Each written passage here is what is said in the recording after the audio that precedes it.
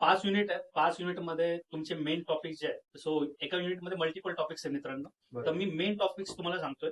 तर सगळ्यात पहिलं जे युनिट आहे त्याच्यामध्ये तुम्हाला करायचं आहे प्रॉब्लेम सॉल्व्हिंगचे मेथड्स. सो त्याच्यामध्ये टॉप डाऊन डिझाईन जे आहे ते नेमकाच विचारलं जातं, खूप वेळा विचारलं जातं.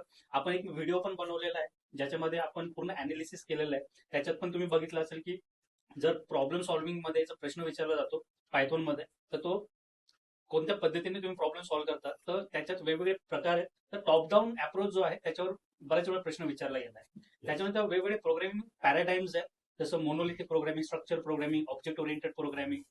सो हे जे पॅराडाईम्स आहे प्रोग्रामिंगचे त्याच्यावर पण खूप वेळा प्रश्न विचारला गेला. तर युनिट नंबर 1चा जर विचार केला तर हे दोन प्रश्न महत्वाचे आहेत, राईट. टॉप डाऊन अप्रोच वेल प्रॉब्लेम सॉल्व्हिंग आणि प्रोग्रामिंग पॅराडाईम. सेकंड युनिट जो आहे तो आहे आपला advance data types and decision control statement.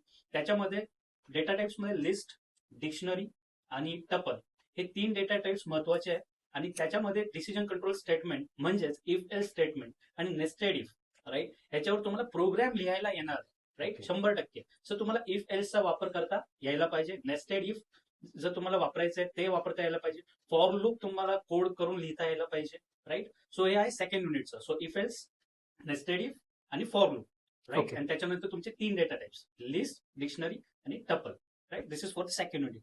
Third unit आहे तुमचं function and string. So function define करताना कसं डिफाईन करता, त्याचा जो सिंटॅक्स आहे, डेफ कीवर्ड वापरतो आणि मग आपण फंक्शनचं नाव लिहितो, मग कोलन देतो, राईट. सो तुम्हाला एक स्वतःचं फंक्शन लिहिता यायला पाहिजे. फंक्शन मध्ये एक रिटर्न कीवर्ड असतो, जो प्रत्येक फंक्शन तुम्हाला काहीतरी रिटर्न करतो. तर बऱ्याच वेळा मुलं रिटर्न लिहायचं राहून जातं.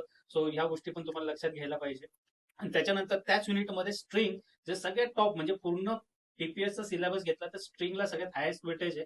तो स्ट्रिंग मध्ये तुम्हाला स्ट्रिंगचे वेगवेगळे ज्या मेथड्स आहेत त्या मेथड्स तुम्हाला रटून घ्यायच्या आहे, मी तर असंच म्हणेन, राईट. आणि फक्त रटू नका, तर तुम्ही थोडा कोड पण लिहून बघा ज्युपिटर नोटबुकवर, जेणेकरून तुम्हाला कळेल की तुम्ही लिहिताना कुठे मिस्टेक करत आहात, राईट. त्याच्यानंतर आहे आपलं fourth unit which is file handling and dictionaries.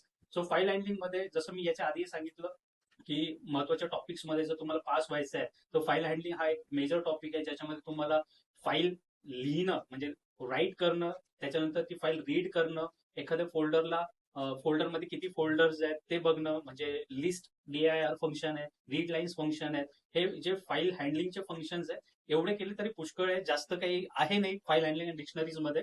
आणि लास्ट आहे बट नॉट द लिस्ट, खूपच महत्वाचं आहे, ऑब्जेक्ट ओरिएंटेड प्रोग्रामिंग. आणि त्याच्यात पण मी तुम्हाला सांगितलंय की ऑब्जेक्ट ओरिएंटेड प्रोग्रामिंगचे जे 4 पिलर्स आहेत त्याच्याबद्दल पूर्ण नॉलेज असणं खूपच महत्वाचं आहे. आणि त्यासोबतच क्लास तुम्हाला बनवता यायला पाहिजे, स्वतःचा एक क्लास बनवता यायला पाहिजे.